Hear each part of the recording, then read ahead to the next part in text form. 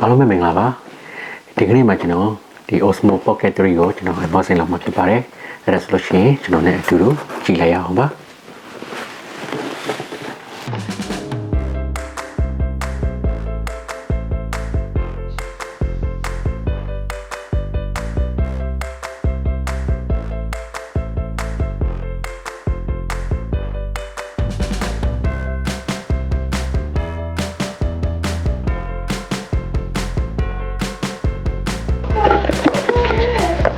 ဒါတော့ကျွန်တော်တို့ဒီ Osmo Pocket 3မှာပါတဲ့ပစ္စည်းတွေကုန်ဖြစ်ပါတယ်ဒါတော့ကျွန်တော်အကုန်လုံးထည့်ရဲ့ case ပါပြီးရင်ဒီမှာခုရှင်းကြည့်မယ်ဒါတော့ကျွန်တော်တို့ protection case ပေါ့နော်ဒီကောင်ထိပ်မှာဒီအလေးကိုထည့်တော့ပါဒါ weather seating တော့မဟုတ်ပါဘူးဒါပေမဲ့ကျွန်တော်တို့ဘာလို့ဖြစ်ဖြစ်နေဆုံးတော့ပြုတ်ကြလို့ဒီကင်မရာကွေးတော့တာပဲဖြစ်ဖြစ်ခု protest လုပ်ရပါတယ်ဒါတော့ Osmo Pocket 3 camera ဒါပါရီတော့ဒီကောင်ကိုဖွင့်မယ်ဆိုလို့ရှိရင်ကျွန်တော်တို့ဒီ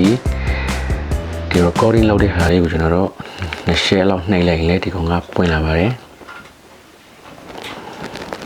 ဒီမှာဒါကြတော့ joystick ဒီကောင်ကကြတော့ကျွန်တော်တို့ color ရှင်တဲ့ဟာကိုကျွန်တော်တို့အရွှေ့ပြောင်းလုပ်လို့ရတယ်ဒီဘက်မှာကြတော့ memory card ထည့်ရဒီမှာကြတော့အပေါ်မှာဒီမှာ camera ဒီကောင်ကျွန်တော်တို့ play လုပ်လို့ရတယ် okay ဆိုရှင်ဒါတော့ကျွန်တော်တို့ type C ပေါ့နော် USB type Cဒါကြတော့ tripod ပါမယ်ဒါကျွန်တော်တို့ဒီကောင်ရဲ့အရှိမကျွန်တော်တို့မြင်ကွင်းကြည့်ပေါ့နော်ကျွန်တော်တို့ wide angle lens ပါဒီကောင်ကိုဒီလိုလိုကျွန်တော်တက်လိုက်လို့ရှိရင်ဒီမှာပါ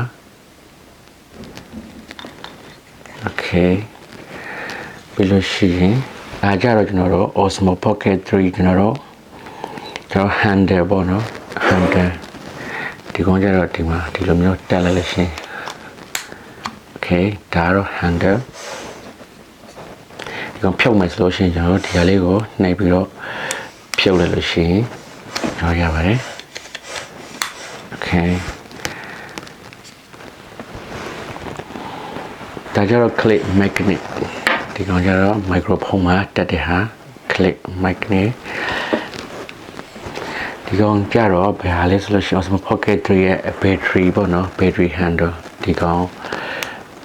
battery handle ဒီကောင်နဲ့ကျွန်တော်တို့ battery ကုန်တော့လို့ရှိရင် battery ကဒီထက်မှလည်းရှိတယ်ဒီကောင်ကြတော့ကျွန်တော်တို့ battery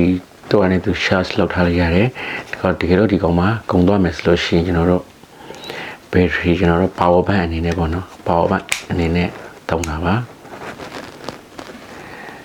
ဒါကြတော့ microphoneဒါ windshield ဒါ microphone ဒါ DJI microphone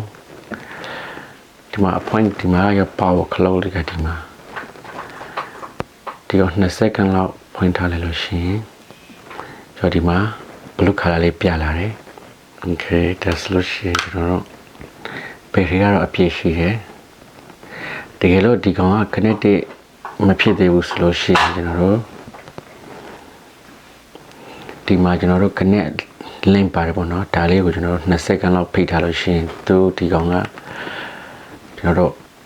connected ဖြစ်သွားပါတယ်ဒီဗီဒီယိုလေးကတော့ဒီလောက်ပါပဲနောက်ထပ်ဗီဒီယိုတွေမှာဒီ Osmo Pocket 3ကျွန်တော်အသုံးပြုပုံနဲ့ကျွန်တော်တို့ဒီ footage ဗီဒီယိုလေးတွေကိုကျွန်တော်ဆက်ပြီးတော့တင်ပြတော့ပါမယ်အားလုံးဆုံးထိအောင်ကြည့်ပြရတဲ့အားလုံးကိုကျေးဇူးတင်ပါတယ်နောက်ထပ်ဗီဒီယိုမှာပြန်တွေ့ပါမယ်